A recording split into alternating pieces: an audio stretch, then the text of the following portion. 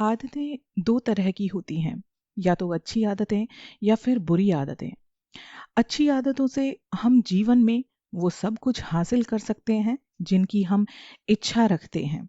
दूसरी तरफ बुरी आदतें हमसे सब कुछ छीनने की शक्ति रखती हैं। आदतें हजारों की तरह होती हैं, लेकिन अगर हम किसी आदत को जरूरत से ज्यादा दोहराते हैं तो वो बुरी आदत बन जाती है। जैसे खाना, खाना कोई बुरी आदत नहीं है, लेकिन ज्यादा खाना या हर वक्त खाते रहना एक बुरी आदत है। बोलना कोई बुरी आदत नहीं है, मगर ज्यादा और बेवजह बोलना बहुत बुरी आदत होती है। आज मैं आपको गौतम बुद्ध के एक शिष्य की ऐसे ही बड़बोलेपन की एक कहानी सुनाने वाली हूँ। आशा करती हूँ कहानी आपको बहुत पसंद आएगी, इसलिए अंत तक जरूर सुनना। एक बार की बात है, गौतम बुद्ध का एक शिष्य बहुत अधिक बोलने की आदत से परेशान रहता था। जब भी वो किसी से मिलने के बाद अपने दोस्तों के सामने उस व्यक्ति के बारे में अपने विचार देना शुरू कर देता था, चाहे कोई उससे पूछे या ना पूछे। वो अपने आसपास की लगभग हर चीज के बारे में, आश्रम में रहने वाले हर छात्र और शिक्षक के बारे में अपनी राय बताता था, वो भी बिना पूछे। उसकी अपनी सकारात्मक या नकारात्मक राय थी, जिसे वो बिना सोचे समझे लोगों के सामने रख देता था।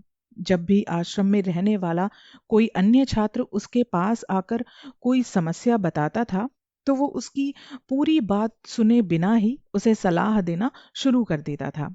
वो अक्सर अपने दोस्तों से कहता रहता था कि तुम इस काम को ऐसे करो, वो काम ऐसे ही होना चाहिए। उसे अपने आसपास की चीजों के बारे में जो भी आधा अधूरा ज्ञान था, वो बस बीच में गपशप के दौरान करते हुए अपने ही ज्ञान का हमेशा ढोंग करता रहता था। उसकी इन्हीं हरकतों के कारण आश्रम के किसी भी छात्र या शिक्षक कभी भी उसे गंभीरता से नहीं लेते थे। अक्सर उसके साथ पढ़ने वाले छात्र उससे दूर रहने की कोशिश करते थे, क्योंकि वो उन्हें हर बात पर तरह तरह की सलाह दिया करता था। कोई नहीं चाहता था कि वो उसका दोस्त बने, हर कोई बस उससे दूर रहना पसंद करता था।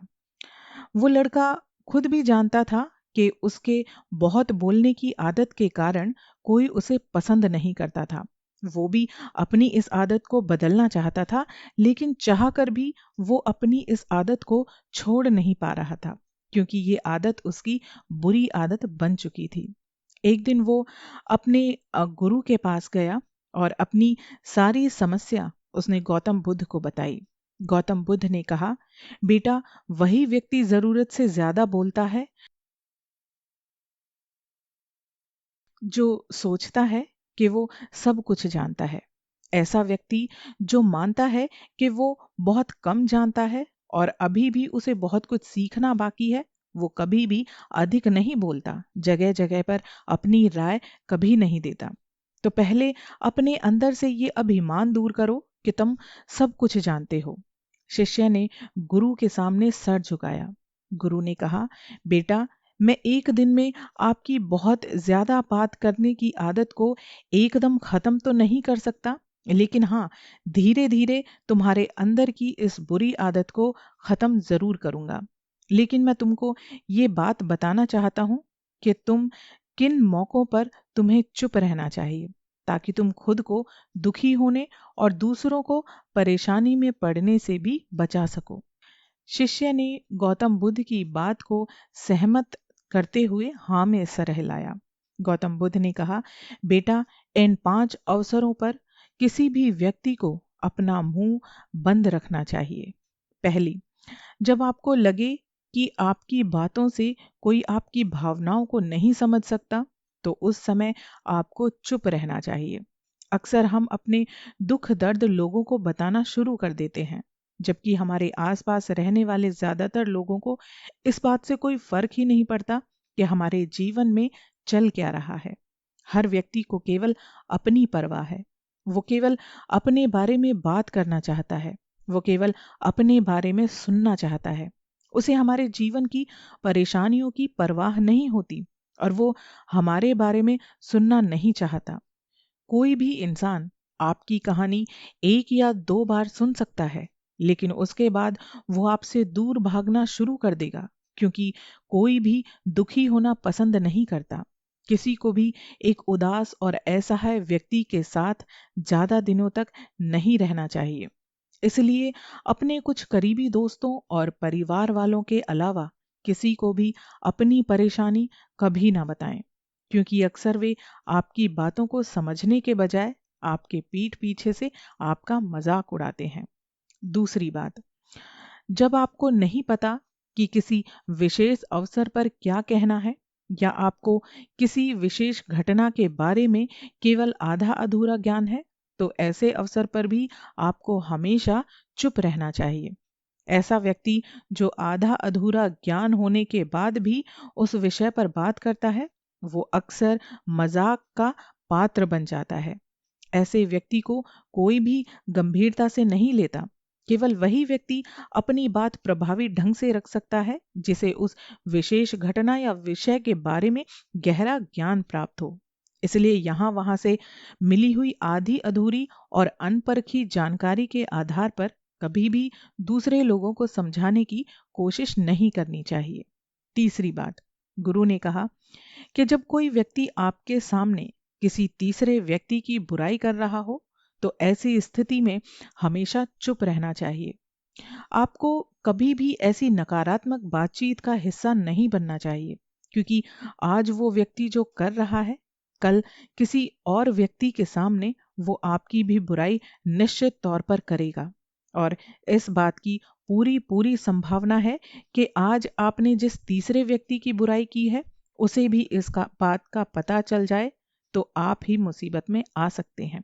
इसलिए जब भी कोई किसी दूसरे की बुराई करे या उसके गलत समय का मजाक उड़ाए, तो आपको बस उसकी बात सुननी है, पर अपनी कोई राय नहीं देनी है।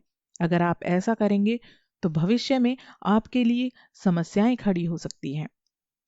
चौथी बात, गुरु ने कहा, जब कोई आप पर क्रोध और घृणा से चिल्लाता है, आपका अपमान करने की कोशिश करता है, तो ऐसी स्थिति में आप दूसरे व्यक्ति की क्रोध और घृणा को चुप रहकर कम कर सकते हैं। चुप रहकर भी आप स्थिति को बिगड़ने से रोक सकते हैं। जब आप ऐसा नहीं करते तो दूसरे व्यक्ति के क्रोध का उत्तर क्रोध से दे देते हैं, तो परिणाम काफी भयंकर होता है। यदि आप उस समय चुप रहते हैं तो ये बात उस क्रोधी व्यक्ति के दिल को महसूस होती है। जब उसका क्रोध शांत हो जाता है तो उसे अपनी गलती पर पछतावा होता है। ऐसा होने से इस बात की संभावना बढ़ जाती है कि वो इंसान आगे आकर आपसे माफी मांगे अपनी गलती के लिए, और अगर वो माफी नहीं मांगता है तो वो अंदर से दोषी महसूस जरूर करने लगता है। फिर अगली बार आप पर गुस्सा करने या नफरत करने से पहले वो कई बार सोचता है। लेकिन आपको हर हाल में या हर समय चुप भी नहीं रहना चाहिए। अगर कोई गलत कर रहा है तो उसका जवाब आपको देना चाहिए, क्योंकि कुछ लोग ऐसे भी होते हैं जो हमारी खामोशी को, हमारी चुप्पी को हमारी कमजोरी समझने लगते हैं। गुस्से में चुप रहने का ये तरीका केवल परिवार, करीबी रिश्तेदारों और कुछ करीबी दोस्तों के लिए ही सही है। हर इंसान के लिए ये तरीका भी बिल्कुल सही नहीं है। अगर आप हर जगह खामोश रहने लगे तो इसका गलत इस्तेमाल भी आपके लिए हो सकता है।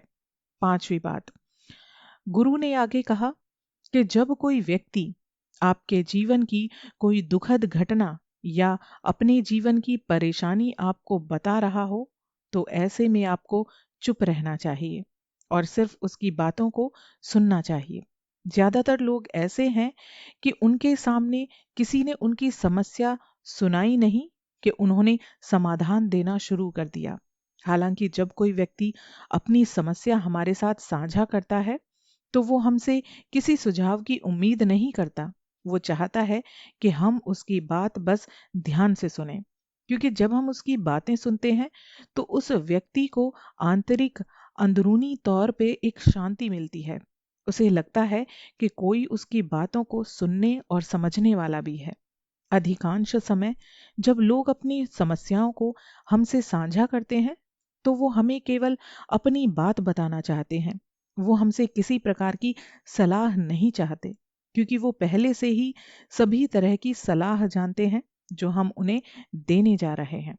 हाँ, ये बात अलग है कि अगर आपसे सलाह मांगी जाए तो आपको सही सुझाव और सही सलाह भी देनी चाहिए। मुसीबत के समय किसी व्यक्ति को सांत्वना देने का सबसे अच्छा तरीका है उस व्यक्ति की बात को ध्यान से सुनना। जब हम बिना ध्यान दिए दूसरे लोगों की बातें सुनते हैं, बिना किसी सलाह के, तब उनकी आंखों में हमारे लिए सम्मान और स्नेह का भाव पैदा होता है।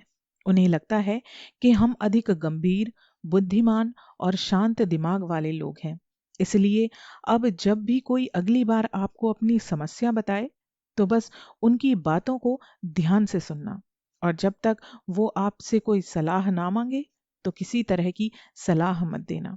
जानते हैं, जब हम किसी से बातें करते हैं और हम इधर उधर देखते हैं, तो सामने वाले को ये महसूस होता है कि वो सिर्फ और सिर्फ टाइम पास के लिए हमारी बातें सुन रहा है, गंभीरता से नहीं ले रहा। गौतम बुद्ध ने कहा कि मेरी एक बात हमेशा याद रखना, जब आप कम बोलते हैं तो लोग आपकी ओर अधिक आकर्षित होते हैं। वो ये सोचते हैं कि आप कौन हैं, आप क्या सोचते हैं। शिष्य ने हाँ में सिर हिलाया।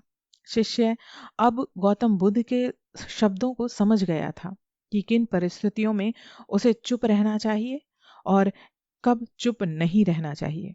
उसने ये भी सीखा था कि कम बोलने से वो आश्रम में अपनी प्रतिष्ठा, अपनी सम्मान को कैसे वापस हासिल कर सकता है। उसने गौतम बुद्ध को धन्यवाद किया और वहां से चला गया। आशा करती हूँ आपको ये कहानी पसंद आई होगी और आपके जीवन में ये काफी हद तक कुछ बदलाव लाने में भी मदद करेगी।